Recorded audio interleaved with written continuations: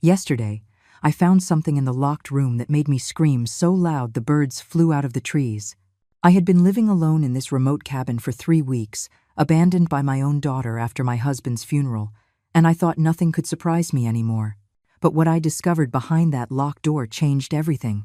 Now I understand why Amanda insisted so much on bringing me here, why her smile seemed forced when she left me, and why my son-in-law Brian couldn't look me in the eye.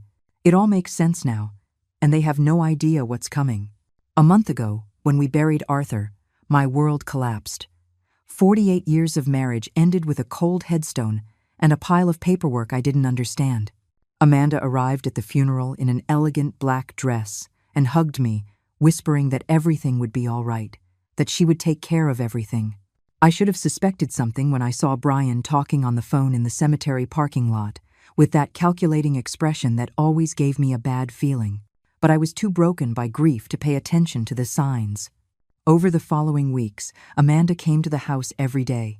She brought food, helped me with the insurance forms, and organized Arthur's documents. At first, I thought it was daughterly love, that she had finally matured and understood what it meant to be a daughter. But now, remembering those visits, I can see the truth behind every gesture. How she would check drawers when she thought I wasn't looking. How she photographed papers with her phone. How she asked questions about properties Arthur had mentioned over the years.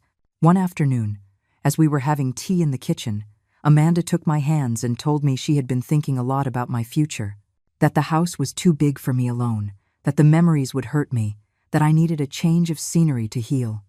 She had a proposal, she said, something that would do me good. Her great-uncle had left a cabin in the country, a quiet place where I could find peace. Brian had gone to see it, and it was in perfect condition. It just needed someone to look after it.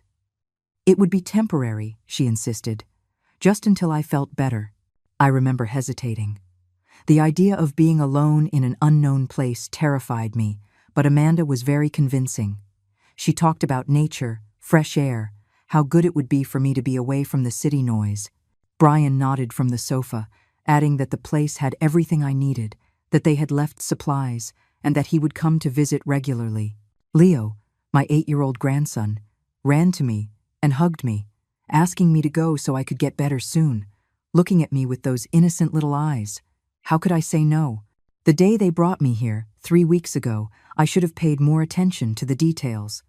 Like how Brian drove fast on the dirt road, as if he wanted to get there and leave as quickly as possible.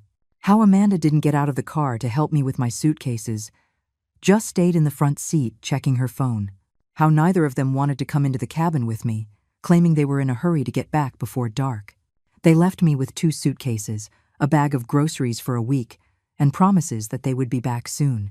Amanda kissed my forehead and told me this was what was best for me, that it would make me strong and independent again. Brian just waved from the car. I watched them drive away down the dusty road, and for the first time since Arthur's funeral, I felt completely alone in the world. The cabin was more rustic than I expected. 2 small rooms, a basic kitchen, a barely working bathroom, and that 3rd room I found locked. The first few days, I tried calling Amanda, but there was no cell signal.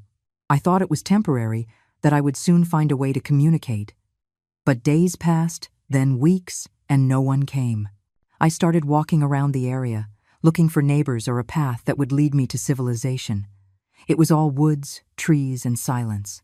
Until yesterday, when I finally decided to force the lock on that mysterious room, what I found inside made me understand that my daughter didn't bring me here out of love.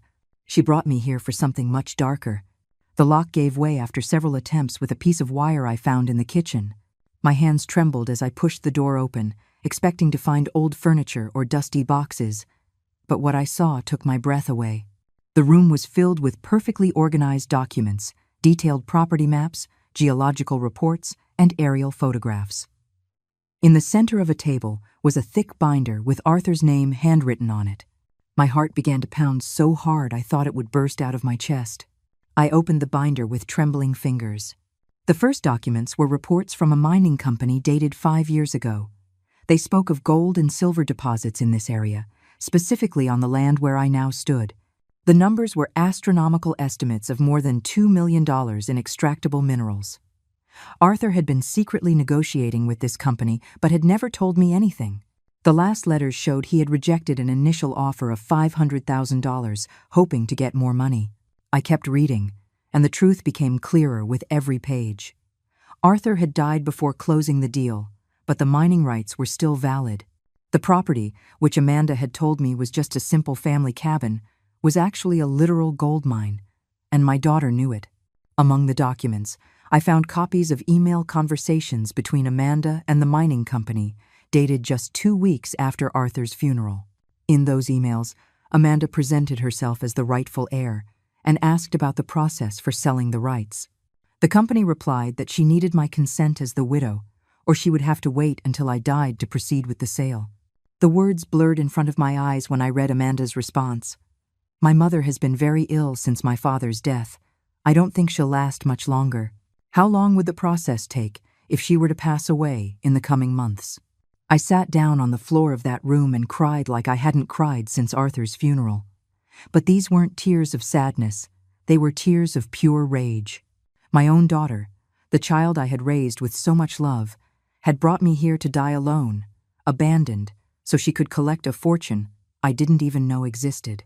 Every visit after the funeral, every gesture of affection, every word of comfort had been a calculated lie. I then remembered all the signs I had ignored. How Amanda had always had money problems, how Brian had lost his job 6 months ago, how they had started talking about moving to a bigger house just before Arthur got sick. I also remembered the times Amanda had asked me about wills and inheritances, always with that innocent smile that I now knew was pure performance. But there were more documents in that room. I found a satellite phone hidden in a drawer with a full battery and in perfect working order. There were also maps showing an alternate path to the main highway, a trail that Amanda and Brian obviously knew about but had never mentioned to me. There were enough provisions for months, not for the few weeks my daughter had calculated I would survive. The phone had recorded messages. With trembling hands, I played the first one. It was Arthur's voice, recorded just days before his death. "Catherine, if you're listening to this, it means something happened to me before I could tell you about the mine. Amanda knows about this place, but she doesn't know about the documents in this room. If anything happens to me, don't trust anyone until you have all the facts. The lawyer, Mr. Cole, has copies of everything. His number is in the red notebook." My husband had suspected something. He had hidden evidence and left instructions to protect me. Arthur was always shrewder than he let on, and he had apparently noticed Amanda's strange behavior before he died. The message continued. "The mining company is going to push to buy quickly and cheaply. Don't sell for less than $3 million. And Catherine, be careful with Amanda. I've seen how she looks at us when we talk about money. She's not the little girl we raised." I found the red notebook hidden behind the other documents. It had phone numbers, addresses, and detailed notes about trusted people.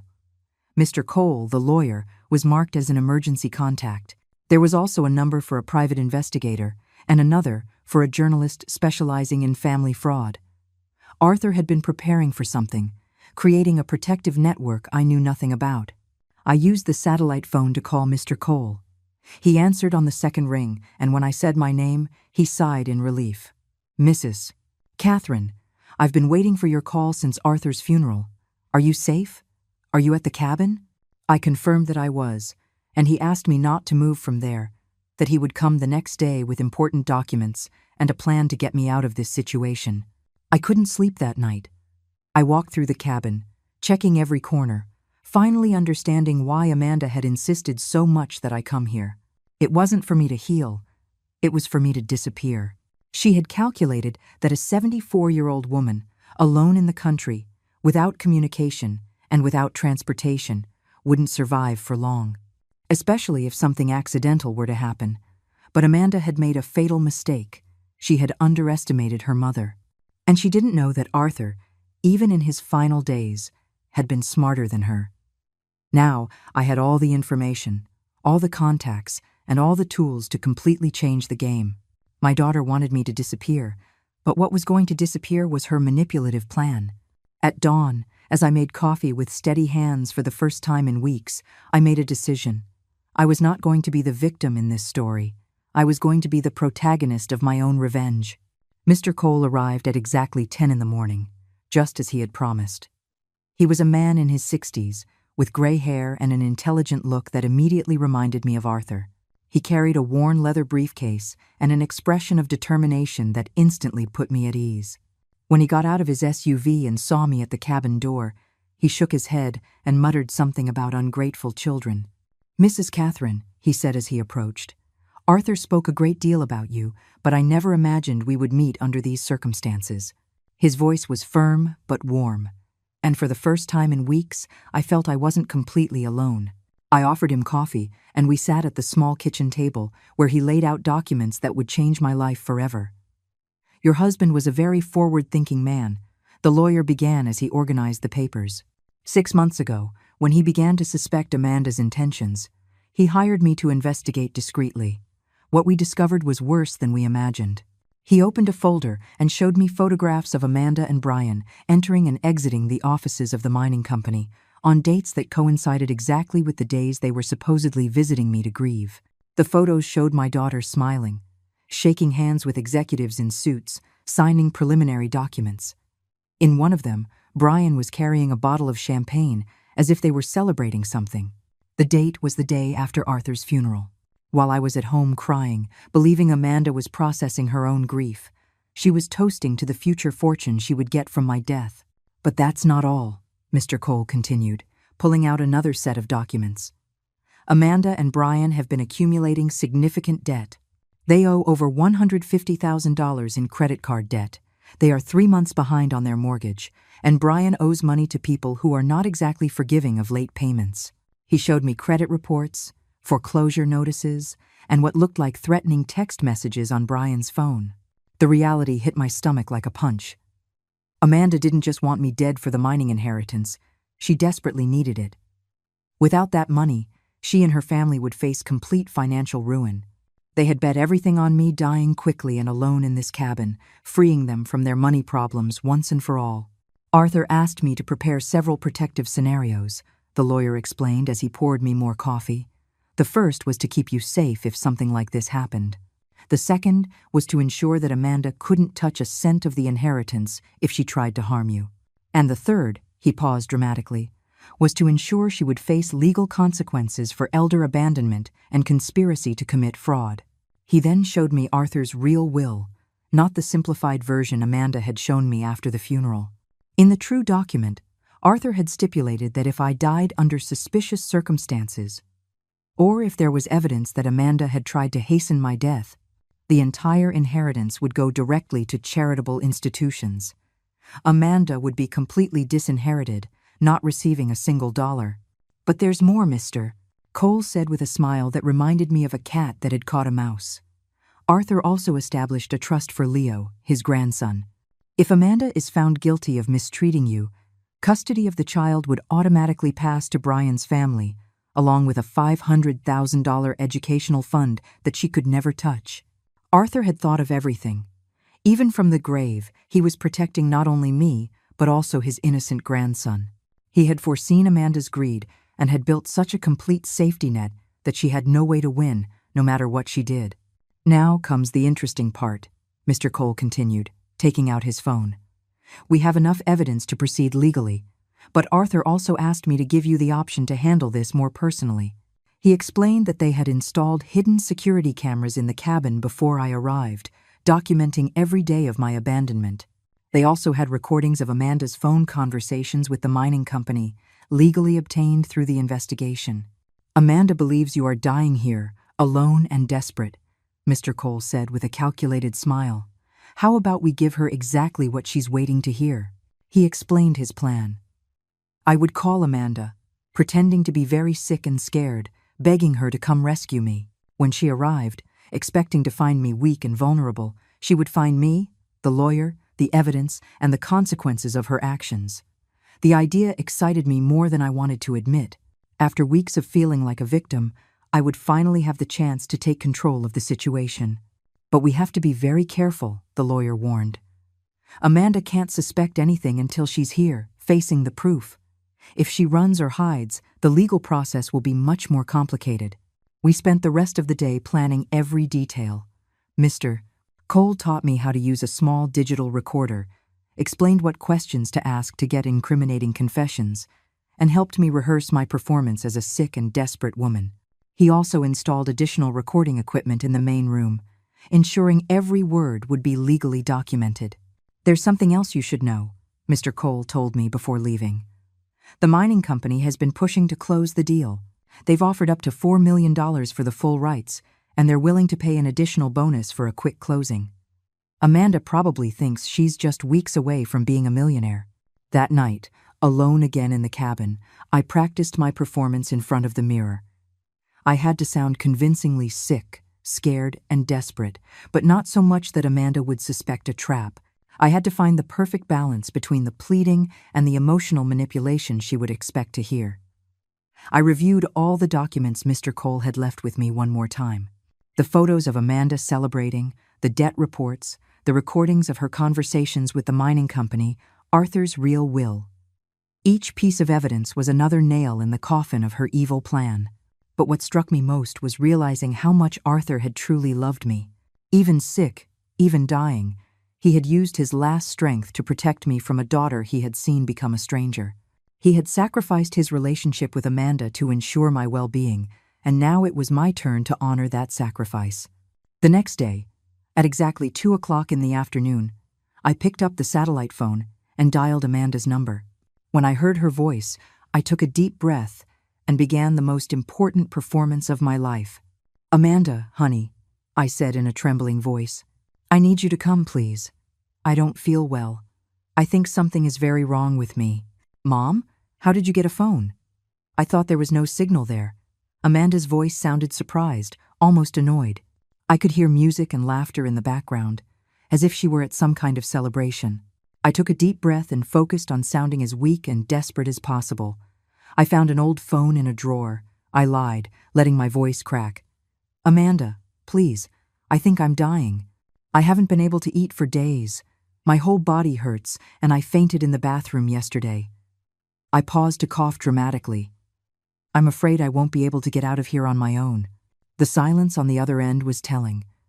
I could practically hear the gears turning in her head, calculating whether this was an opportunity or a problem.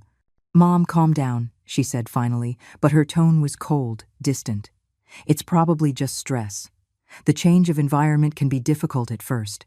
"No, Amanda, this is different," I insisted, letting the real panic I had felt for weeks seep into my voice. "I think my heart is failing. Yesterday I had a horrible pain in my chest and I couldn't breathe. I lied about the symptoms, but the emotions were completely real. Please, come get me. I don't want to die alone here like Dad died in the hospital." The mention of Arthur worked perfectly. Amanda sighed, and I could hear voices whispering in the background. She was probably consulting with Brian about what to do. "Okay, Mom," she said finally. "Brian and I will come tomorrow morning. But you have to promise me you'll stay calm until we get there, okay?"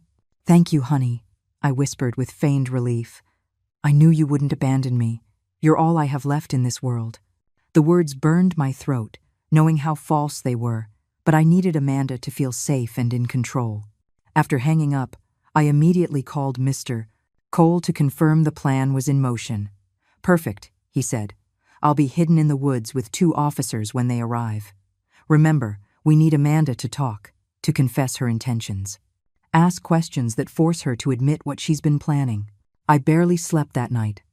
I went over and over what I would say, how I would react, what questions I would ask to get the confessions we needed. Mr.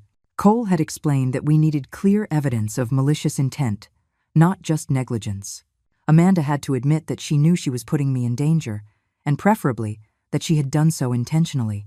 At 8 the next morning, I heard the sound of a car engine approaching on the dirt road.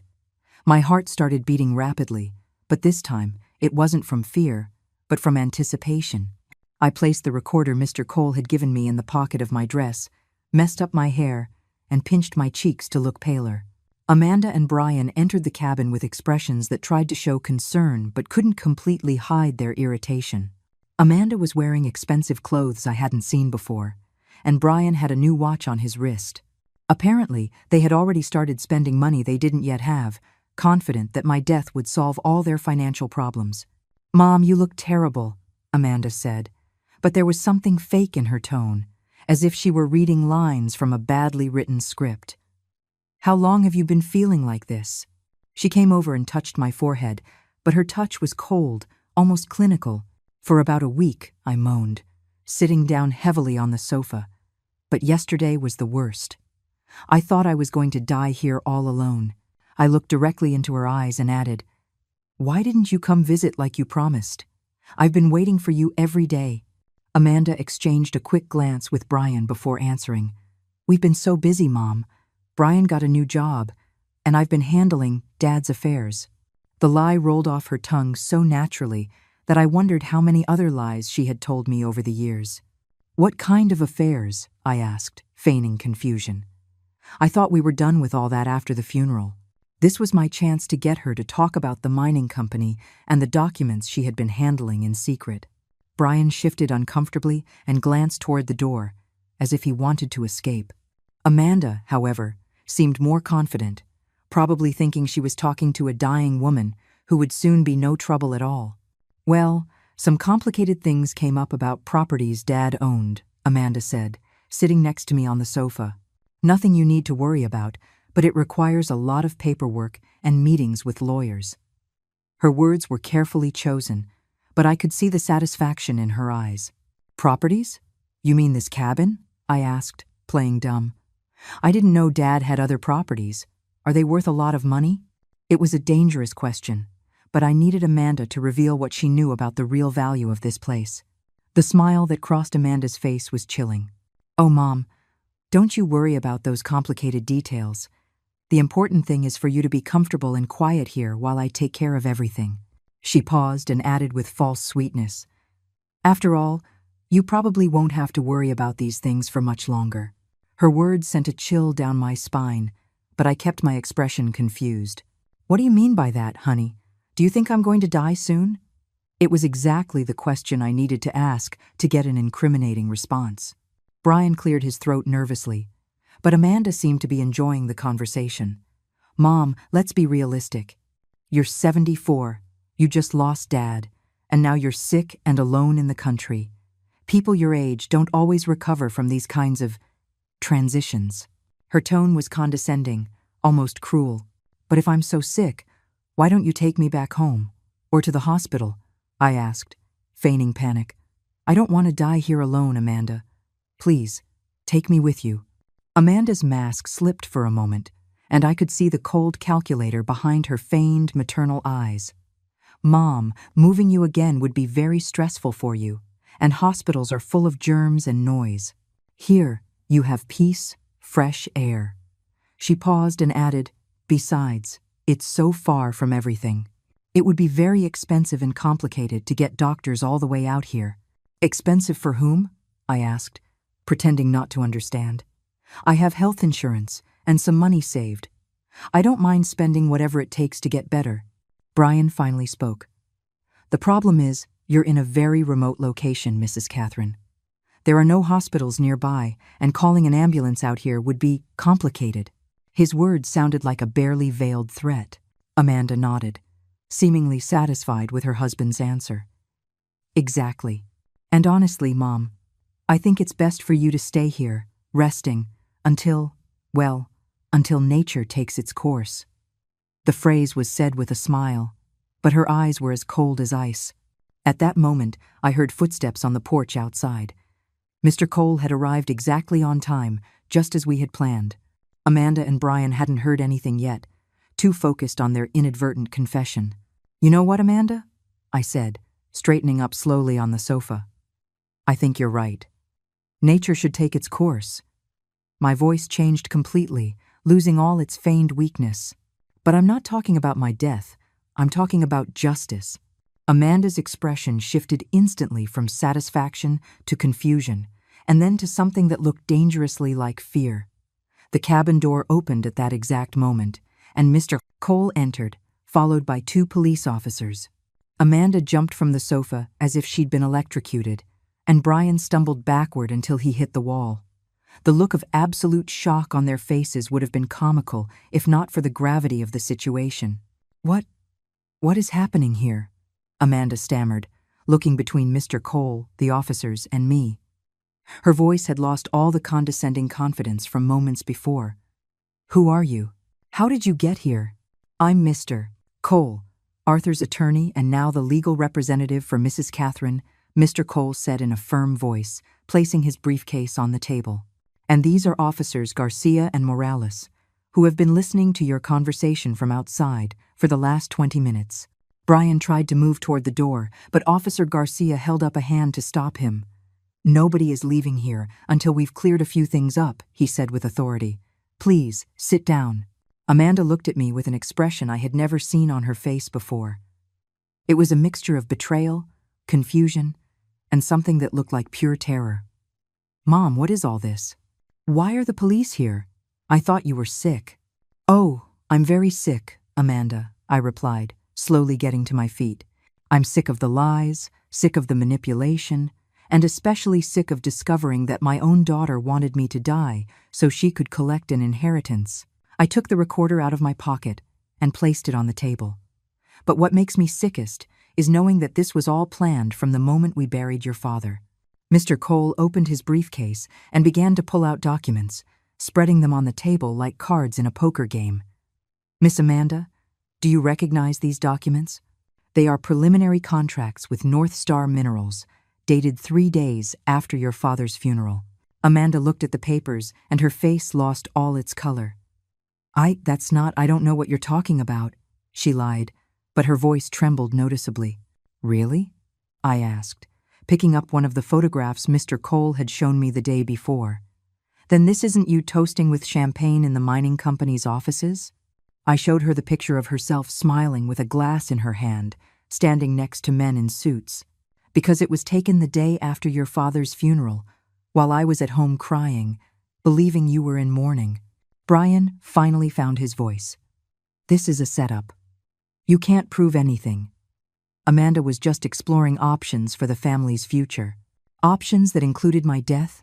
I retorted, my voice growing stronger with every word. Because I have recordings of phone conversations where Amanda specifically asks how long the sale process would take if I were to pass away in the next few months. Mr. Cole activated an audio device, and Amanda's voice filled the room. My mother has been very ill since my father's death. I don't think she'll last much longer. How long would the process take if she were to pass away in the coming months?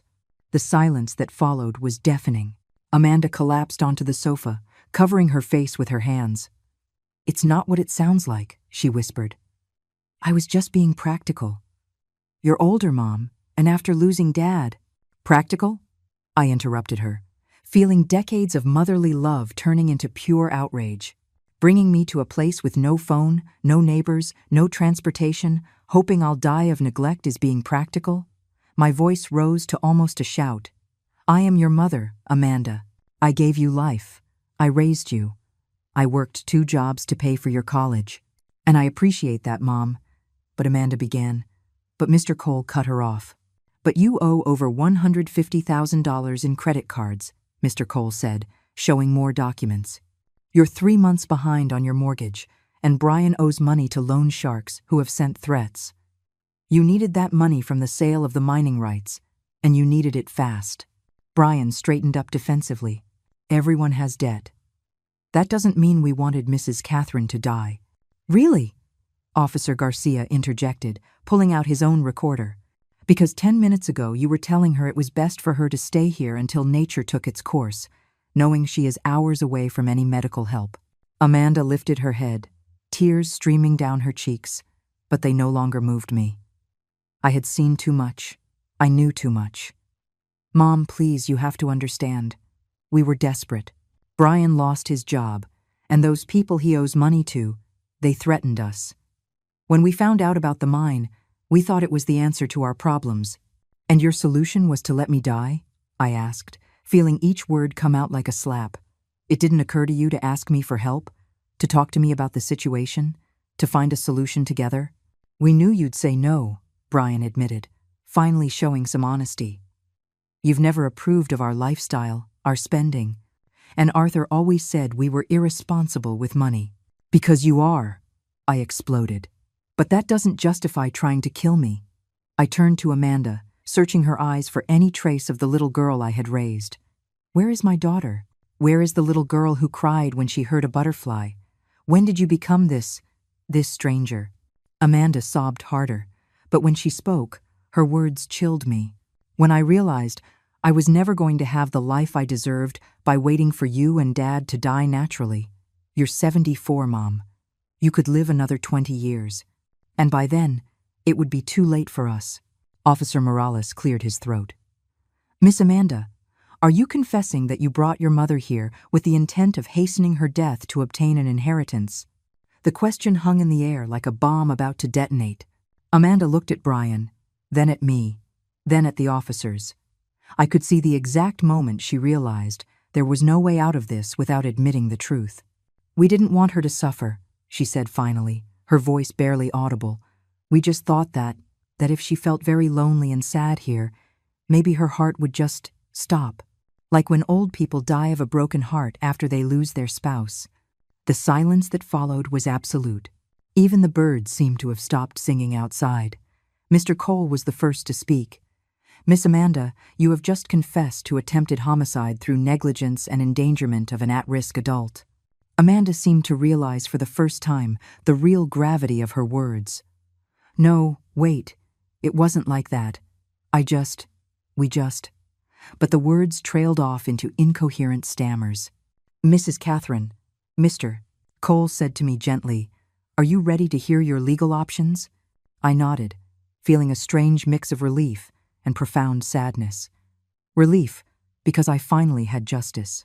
Sadness, because the daughter I had loved for 45 years had died for me in this cabin, replaced by this greedy stranger who had just confessed to wanting my death. We have sufficient evidence to proceed with criminal charges, Mr. Cole continued. Elder abandonment, conspiracy to commit fraud, and depending on the prosecutor's interpretation, possibly attempted homicide. He paused and looked directly at me. But we can also handle this civilly if you would prefer to keep this matter in the family. I looked at Amanda, who was watching me with pleading eyes, expecting my motherly love to save her one more time. But for the first time in decades, my answer was definite and clear. I want full justice, I said in a firm voice, criminal and civil. And I want Leo protected from these two forever. Officers Garcia and Morales stood up simultaneously, and the sound of metal handcuffs clicking shut echoed in the small cabin like a final sentence. Amanda screamed when Officer Garcia approached her, a sharp, desperate sound I had never heard come from her throat. No, please, Mom, you can't do this. I'm your daughter. Think of Leo. He needs his mother, she cried as the officer cuffed her hands behind her back. Her pleas pierced me like knives, but there was no turning back. You should have thought of Leo before you planned my death, I responded with a calmness that surprised myself. Now he'll be better off without you two as examples. The words came out cold and final, without the emotional tremor that had characterized my voice for weeks. Brian tried one last desperate maneuver. Mrs. Catherine, please, reconsider. Amanda is pregnant. Do you really want your grandchild to be born in jail? The lie was so obvious and pathetic that I almost wanted to laugh. Brian, Mr. Cole said in a professional tone, you've just added perjury and emotional manipulation to your charges. Medical exams will very quickly prove whether that statement is true or not. Brian paled, realizing he had made another stupid mistake. As the officers read Amanda and Brian their rights, I went to the secret room to bring more evidence. When I returned with the binders full of documents from the mining company, Amanda was looking at me with an expression I hadn't seen since she was a little girl and had broken my mother's favorite vase. It was the look of someone who finally understood that her actions had real consequences. The mining rights are worth $4 million, I told them, placing the documents on the table. $4 million you were willing to kill me for. Do you know what I'm going to do with that money? I paused dramatically, for the first time in weeks enjoying being in complete control of the situation. Half of it is going into an educational trust for Leo, which he will receive when he turns 21, provided he maintains good grades and stays away from you two. Amanda sobbed louder upon hearing this. The other half is going to organizations that protect senior citizens from family abuse. In honor of Arthur, who protected me even after his death. Mr. Cole pulled more documents from his briefcase. We have also prepared a restraining order that prohibits you from approaching Mrs. Catherine or contacting her in any way. And we have started the process for custody of Leo to pass temporarily to Brian's parents until the legal situation is resolved. "You can't take my son from me," Amanda screamed, struggling against the handcuffs. "He needs me. I'm his mother." "And I was your mother," I retorted, feeling decades of pain and disappointment crystallize in those words. "But that didn't stop you from planning my death. Why should it be any different for you?" The coldness in my own voice scared me a little, but it also gave me a sense of power I hadn't felt in years. Officer Garcia spoke into his radio, confirming they had the suspects in custody and requesting an additional vehicle for transport. The reality of the situation began to finally sink into Brian's head, and he started crying silently while staring at the floor. "Mrs. Catherine," Officer Morales said to me, "we'll need you to come with us to the station to complete your formal statement. Mr. Cole says he can drive you there and back if you prefer not to stay in town tonight." "I'd prefer to stay in town," I replied immediately. This cabin is too full of bitter memories now. It was true. Despite having won, despite getting justice, I couldn't imagine sleeping another night in the place where I had discovered my own daughter's betrayal. Mr. Cole nodded in understanding. "I've already booked a room for you at the hotel in town. We can pack your things and leave whenever you're ready." His thoughtfulness reminded me why Arthur had trusted him so much. As I packed my few belongings, Amanda continued to shout from the living room. "Mom, please, we can fix this. We'll pay you back all the money. Brian will get a job. We can start over." Her desperate promises sounded hollow after everything I had heard. "Amanda," I said, stopping in the bedroom doorway, "you had 45 years to show me who you really were. The last 3 months showed me the truth." I paused, searching for the right words for what I knew would be my last direct words to her. "I'm not giving you another chance to hurt me, but I'm your only family," she cried, playing her last emotional card. "No," I replied with a clarity that surprised me. "You stopped being my family the moment you decided my death was more valuable than my life. Arthur was my family, and he protected me from the grave, from the person you became." When I walked out of the cabin for the last time, carrying my suitcase and followed by the lawyer, I felt something I hadn't experienced in months. Peace.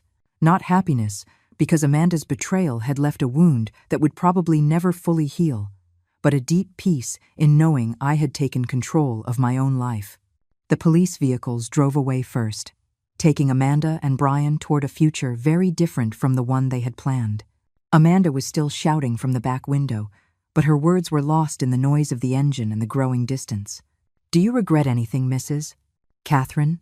the lawyer asked me as we drove toward town on the dusty road. I thought about his question for several minutes, watching the trees pass by the window. "I regret not seeing the signs sooner," I finally answered. "I regret giving her so many chances to hurt me. But I don't regret choosing justice over blind motherly love." "Arthur would be proud of you," the lawyer said softly.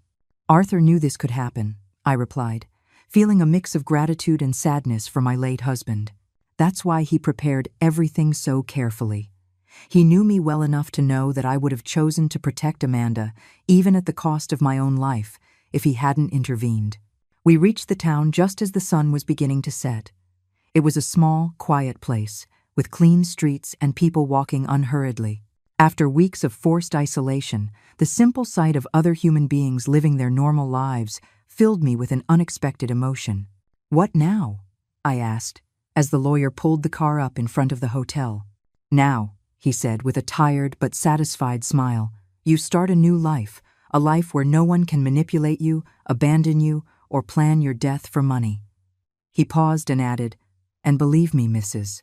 Catherine, with $4 million and all the legal protection we're going to set up, that new life can be exactly whatever you want it to be." For the first time in months, I genuinely smiled. The hotel room was simple but clean, with a comfortable bed and a window overlooking the town's main square. After weeks of sleeping in the isolated cabin, the sound of human voices and light traffic was incredibly comforting. That first night, I slept deeply for the first time since Arthur's funeral. The next day, the lawyer arrived early with a full schedule of appointments. "We have a lot to do," he told me as we had breakfast at the hotel restaurant. "First, we're going to the police station to complete your statement, then to the bank to set up the new accounts, and this afternoon we have a meeting with the district attorney." The statement at the police station was a long and emotional process. I had to recount every detail of the past few weeks, from the moment Amanda convinced me to come to the cabin to the confession they had recorded the day before. The detective in charge of the case, an older man named Detective Harris, listened with attention and understanding. "Mrs. Catherine," the detective said when I finished my story, "I've seen many cases of elder abuse in my 30 years on the force, but I've never seen a plan as calculated and cold as this." He shook his head in disgust. What Amanda and Brian did wasn't just cruel, it was premeditated and planned for months. He showed me additional photographs they had obtained from the mining company, including emails where Amanda specifically asked about the timelines for completing the sale after my eventual passing. Reading those words written by my own daughter hurt more than hearing them in person. "What's going to happen to them now?" I asked, though I wasn't sure I wanted to know the answer. "They're facing serious charges," the detective explained. "First-degree elder abandonment, conspiracy to commit fraud, and we're considering charges of attempted homicide by negligence. Amanda could get between 10 and 15 years in prison, Brian a little less for being an accomplice."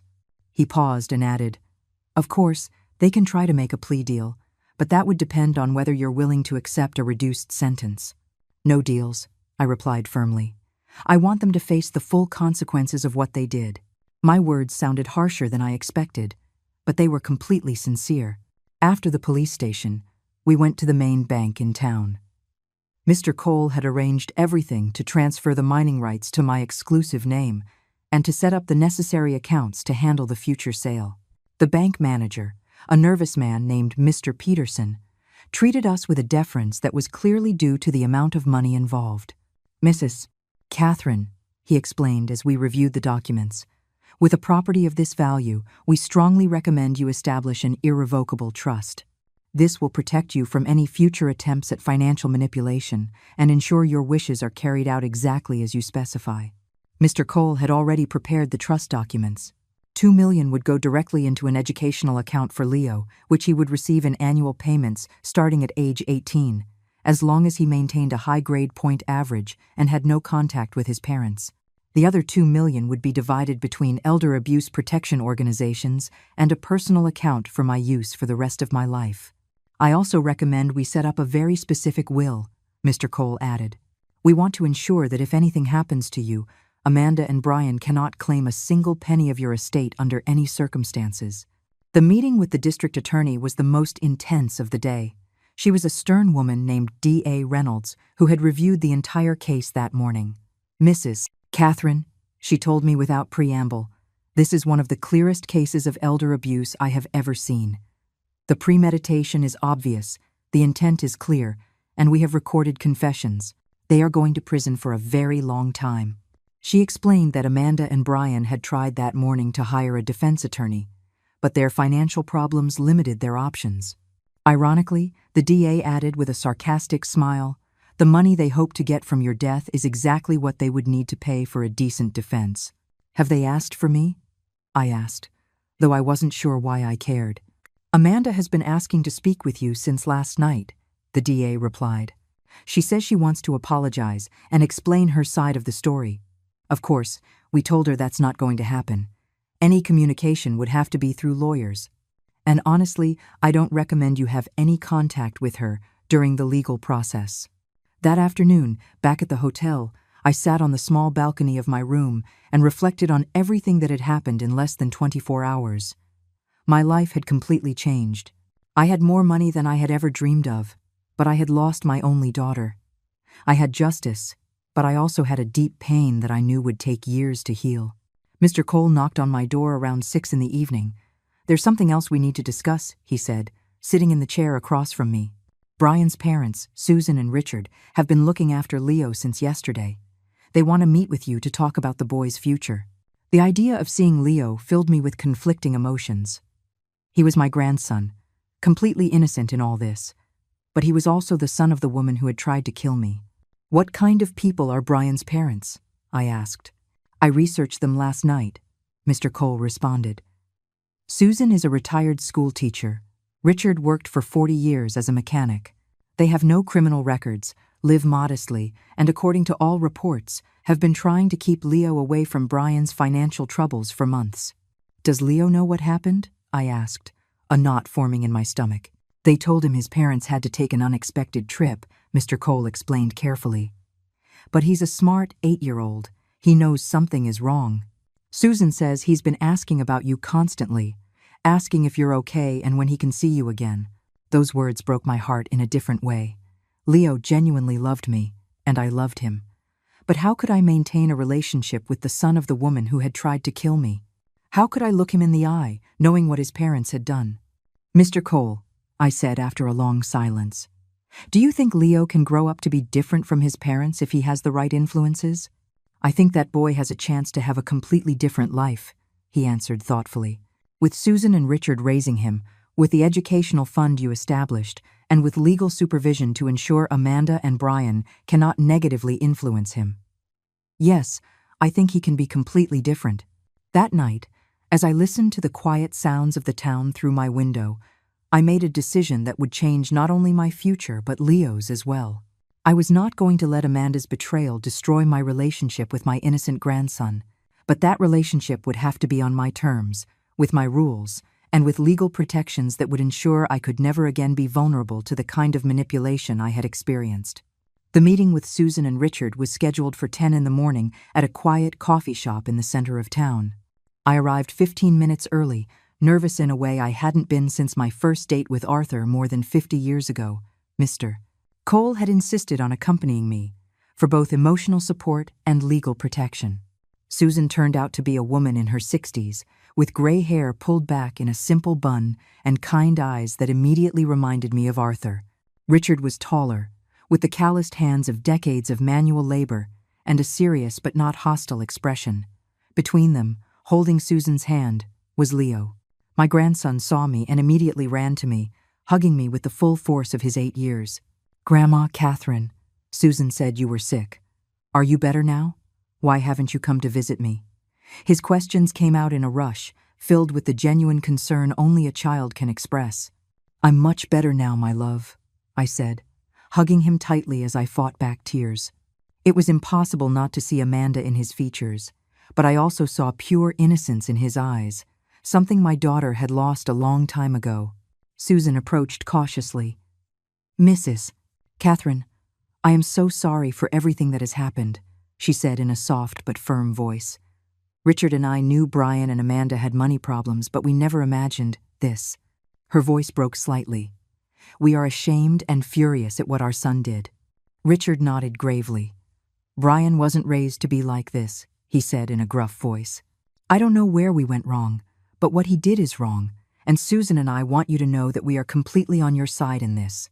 We sat at a secluded table, with Leo between Susan and me. Mr. Cole took a seat beside me, documents ready, but discreetly tucked away.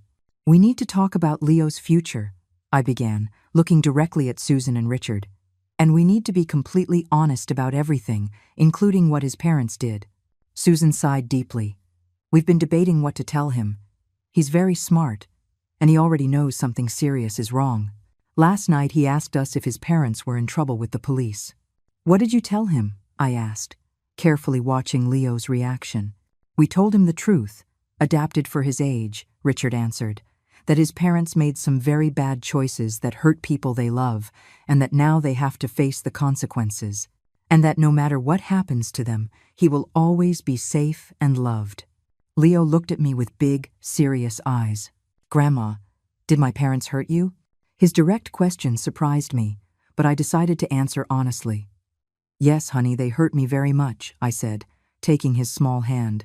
But it wasn't your fault, and nothing that happened changes how much I love you. I paused, choosing my words carefully. Sometimes grown-ups make very bad decisions, even when they love someone. Your parents hurt me, but that doesn't mean they don't love you. Susan intervened gently. Leo, remember when we talked about how actions have consequences? The boy nodded. Well, your parents are going to have to be away for a very long time because of the choices they made. But you're going to stay with Grandpa, Richard, and me, and you'll still see Grandma Catherine whenever she wants." "How long is a very long time?" Leo asked, with the typical insight of a smart child. Richard and Susan looked at me, waiting for my lead. "Probably many years," I answered honestly. "Maybe until you're a grown-up. But Leo, I want you to know something very important. You are not responsible for what your parents did, and you will always have people who love and take care of you." Mr. Cole cleared his throat softly. "If I may," he said, "there are some legal matters we need to discuss." He pulled out a thin folder. "Mrs. Catherine has established an educational trust for Leo.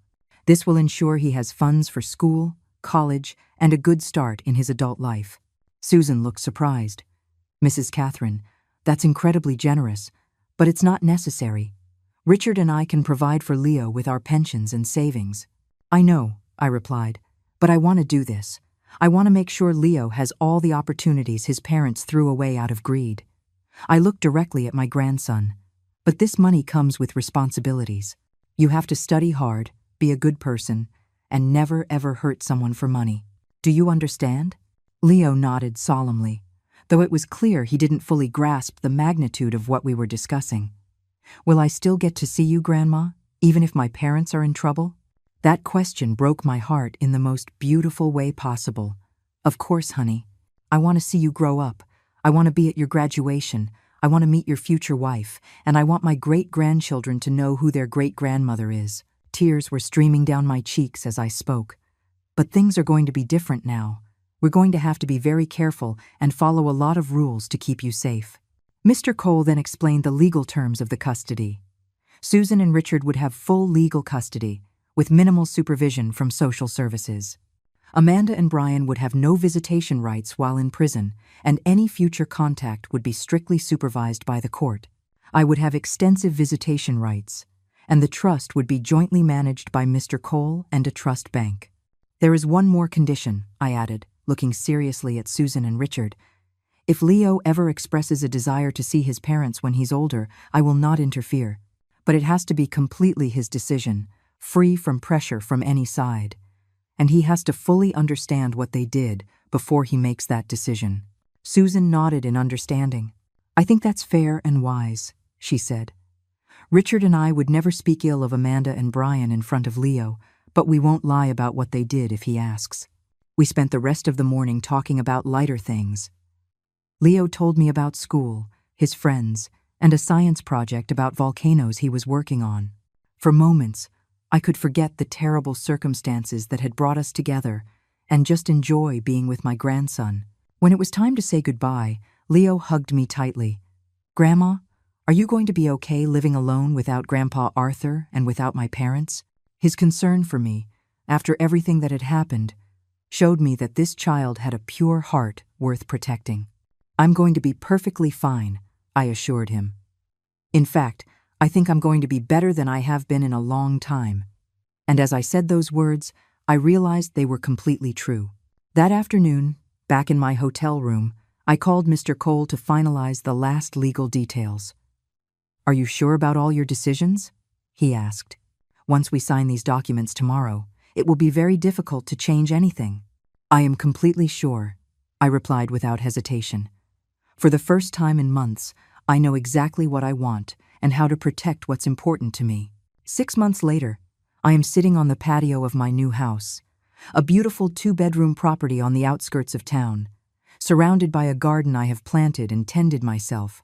The sound of bees buzzing among my red roses and the singing of birds accompany me as I write in my journal, a practice I began at the recommendation of the therapist Mr. Cole helped me find. The sale of the mining rights was completed 3 months ago. The mining company finally paid $4,200,000, a bit more than Arthur had estimated. Seeing that amount in my bank account was surreal. But what truly filled me with satisfaction was knowing that Amanda would never see a cent of that money. The trial ended last week. Amanda was sentenced to 12 years in prison for first-degree elder abandonment, conspiracy to commit fraud, and attempted homicide by negligence. Brian received 8 years as an accomplice. Their lawyers tried to argue that they had acted out of financial desperation, but the recordings of their confessions and the evidence of premeditation were too compelling. The most satisfying moment of the trial was when the judge read the sentence. In my 30 years on this bench, he said in a stern voice, I have rarely seen a case of family betrayal so calculated and cold. Elder abuse is a despicable crime, but when it is perpetrated by the victim's own children, it represents a fundamental violation of the most sacred family bonds. Amanda cried throughout the reading, but her tears no longer affected me. Leo comes to visit me every Sunday. Susan and Richard have turned out to be extraordinary guardians, and my grandson is flourishing under their care. His grades have improved, he's made new friends, and he's learning to play the piano with a teacher I found for him. Most importantly, he is developing a solid sense of right and wrong, something his parents clearly never taught him. Grandma, he said to me last Sunday, as we were planting sunflower seeds in my garden, do you think I'll ever be able to forgive my parents for what they did to you? His question surprised me with its emotional maturity. Forgiveness is a very personal decision, honey, I replied, choosing my words carefully. You don't have to forgive them to be happy, and you don't have to hate them to protect yourself. The important thing is that you grow up to be a good and fair person, no matter what they did. I paused and added, and remember, forgiveness doesn't mean you have to let someone hurt you again. Susan told me that Leo occasionally asks about his parents, but has never expressed a desire to visit them in prison. I think he understands, in his own way, that what they did was unforgivable, she told me. And frankly, he's much more stable and happy now than when he was living with them and all their financial stress. My new daily routine has brought me a peace I hadn't experienced in decades. I wake up early, make coffee in my sunny kitchen, and go out to tend my garden. In the afternoons, I read books I had always wanted to read, but never had the time for. And in the evenings, I sometimes walk through town, greeting the neighbors who have gradually become friends. Mrs. Grace, who lives next door, has become especially close. She is also a widow, and we share stories about our late husbands while having tea in the afternoons.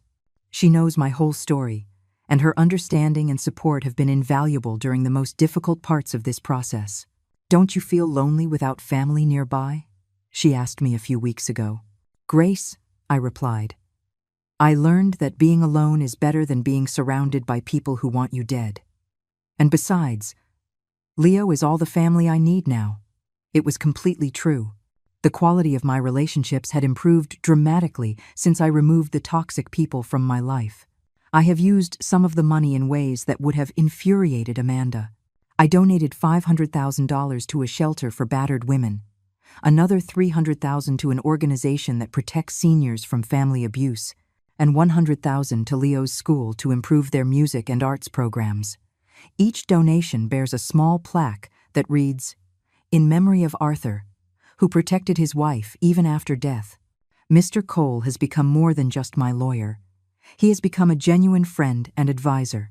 We have lunch together once a week, and he keeps me informed of any legal developments related to the case. Do you know what's most ironic about all this?" he asked me during our most recent lunch. What's that? I asked, though I had an idea where the conversation was going. Amanda and Brian would have received a substantial inheritance eventually if they had simply been patient and loving, he explained. Arthur had a will that would have left them a good amount of money, but their greed and impatience led them to lose absolutely everything, and on top of that, they ended up in prison. It's true. The irony has not been lost on me. If Amanda had just been a loving, patient daughter, she probably would have inherited $1 million when I died naturally in 10 or 20 years. Instead, her attempt to hasten my death to get $4 million resulted in her losing everything and completely ruining her life.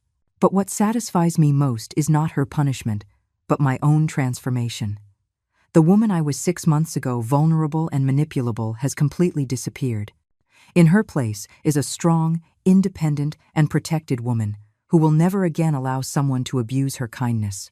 Last night, as I looked at the stars from my patio, I thought about Arthur and how he would have reacted to all this. I believe he would be proud of the decisions I made, the strength I found, and especially how I protected Leo from the consequences of his parents' actions.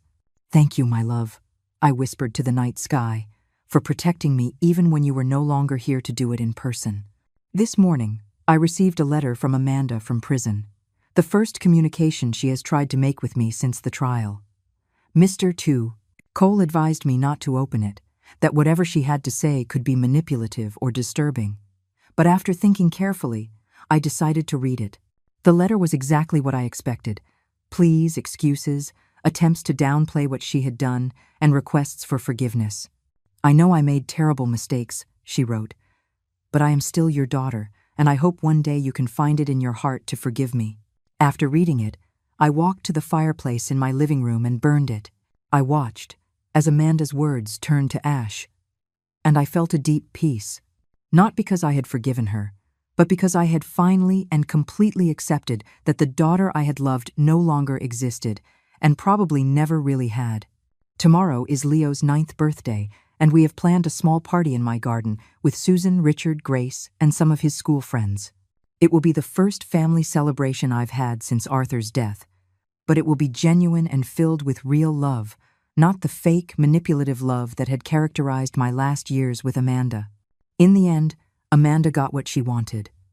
I am living a completely new life, far from my past, in a beautiful and peaceful place. But this new life is not the result of my death, as she had planned. It is the result of my rebirth as a strong, protected woman, finally free from the people who pretended to love me while planning my destruction. And for the first time in decades, I am completely happy